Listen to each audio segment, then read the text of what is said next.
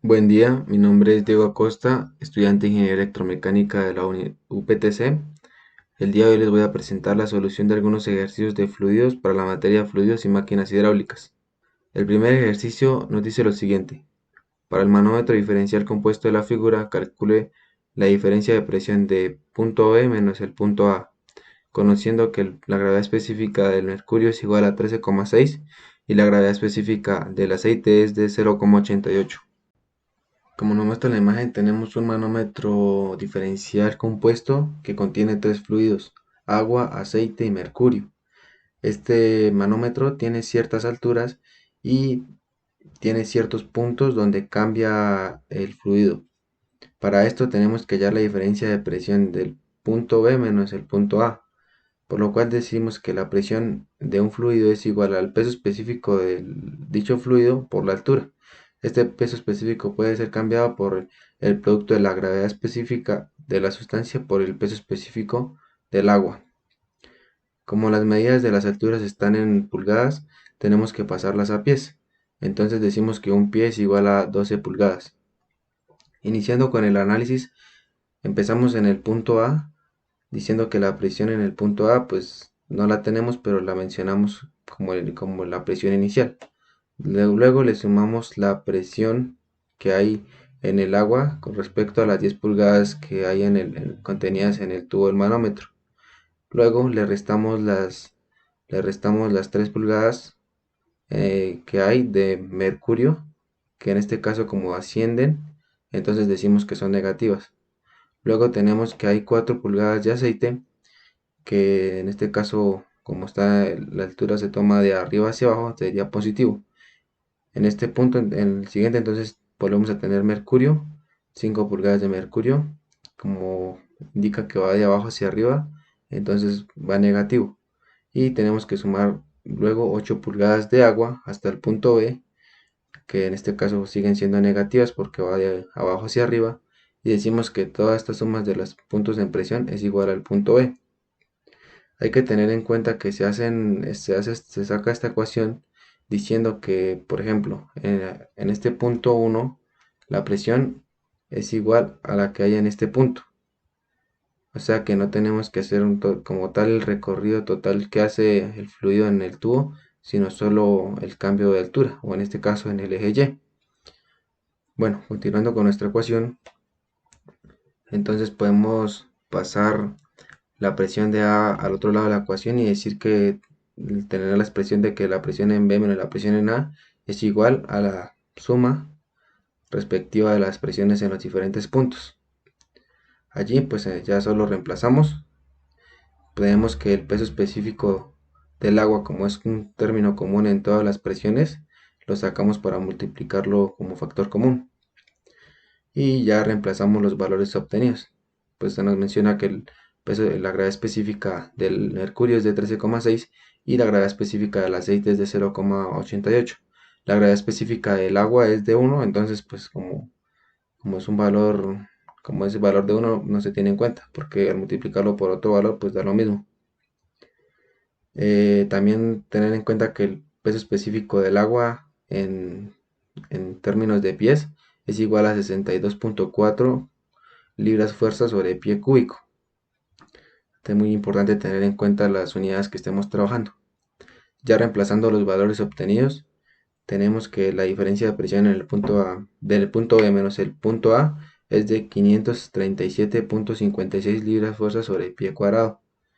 En este caso, pues podemos sacar la conclusión de que la presión en el punto B es mayor a la presión en el punto A, al decir que si pasamos al otro lado la presión del punto A del resultado que obtuvimos, decimos que la suma de la presión de los otros puntos más el punto A es igual a la presión de B. Entonces decimos que la presión en B tiene que ser mayor para que esta igualdad se cumpla. Para el ejercicio número 2 nos dice lo siguiente. De la siguiente figura determine las fuerzas vertical y horizontal resultantes sobre el dique. La gravedad específica del dique es de 2,4. Para la solución de este ejercicio tenemos que hacer un DCL o un diagrama de cuerpo libre de las fuerzas aplicadas en el dique. Pues es importante primero reconocer qué fuerzas están actuando sobre el dique. Como se puede observar, encontramos que tres fuerzas están ejercidas en el dique a causa de la presión de las columnas de agua. En este caso, como las columnas de agua están a la izquierda y a la derecha del dique, pues tenemos estas fuerzas aplicadas. La fuerza 1 y la fuerza 2 son diferentes debido a que las dimensiones y la forma que tiene el dique. En la fuerza 1 observamos que el dique tiene una inclinación, y en la fuerza 2 tenemos que el dique pues es completamente paralelo al eje Y. También tenemos una fuerza por presión en la parte inferior, y tenemos un peso, o como tal el peso que ejerce el dique por su masa. Recordemos que la fuerza es igual al peso específico de la sustancia por la gravedad la fuerza es igual al peso específico del agua por la gravedad específica de la sustancia por una altura centroidal por el área. Eso es para las fuerzas de presión. Entonces, debemos analizar cada fuerza por separado.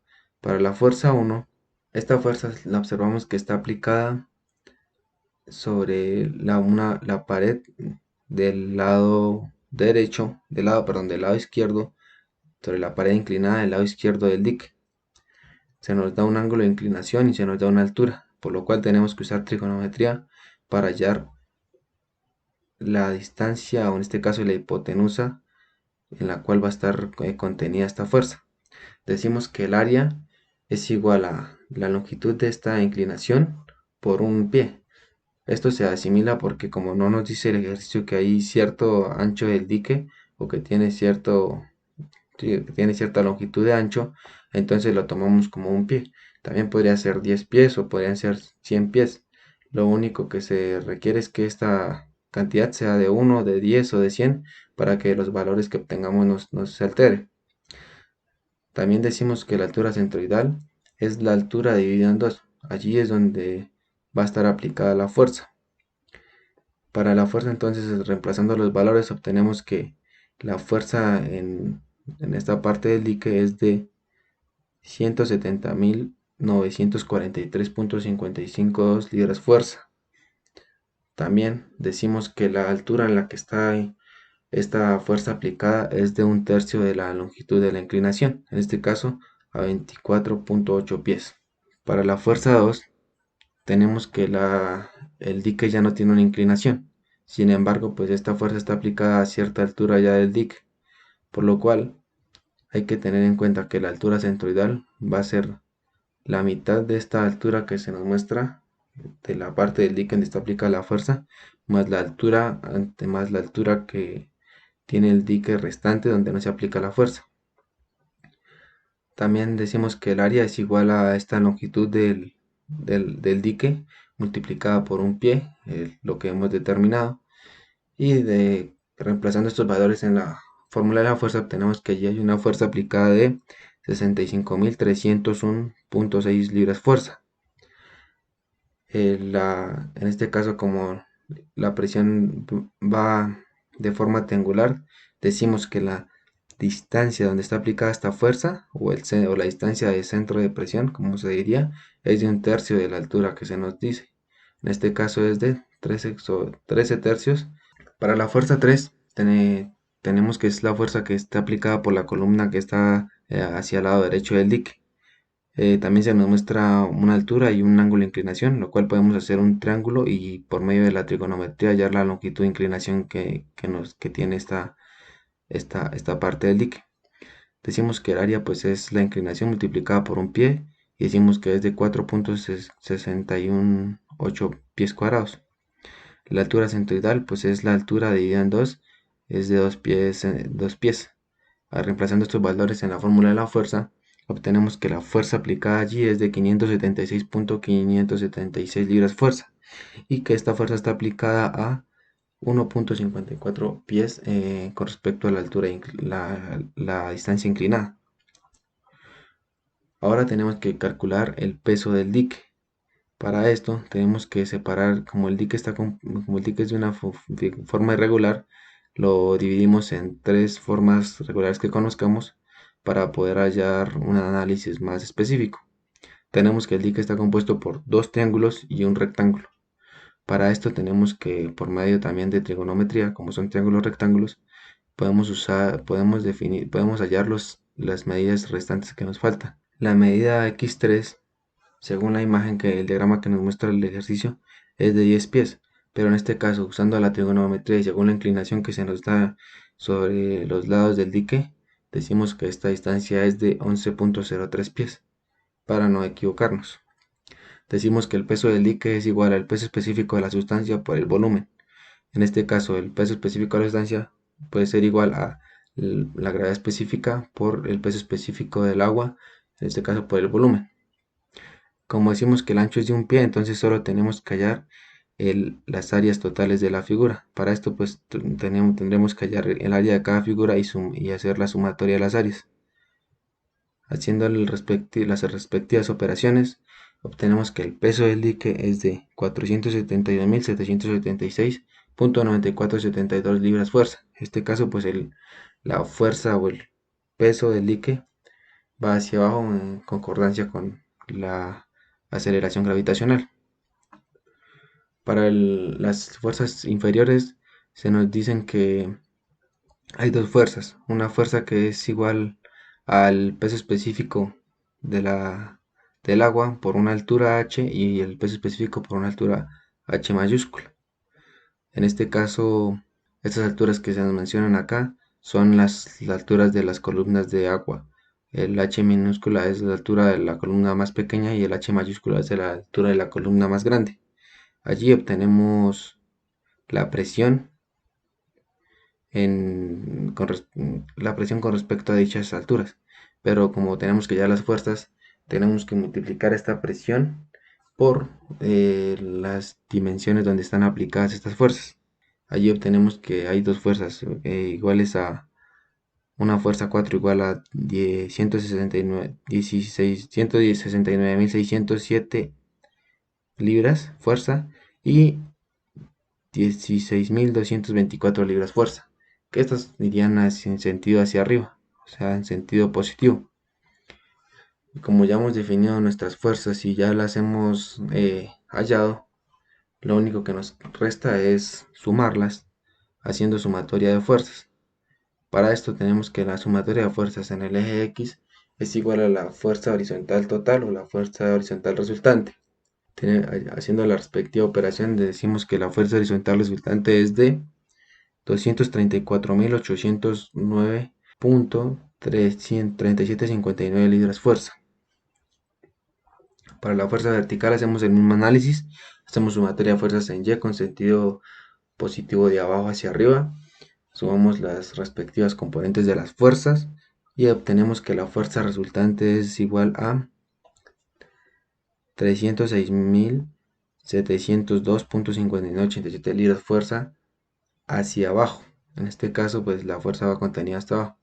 Como se puede observar, pues viendo el sentido de las fuerzas, podemos observar que el dique, siendo la fuerza resultante vertical siendo mayor que la fuerza horizontal, el dique se mantiene estable y por lo tanto no va a sufrir algún cambio o se va a volcar con respecto a las fuerzas del agua.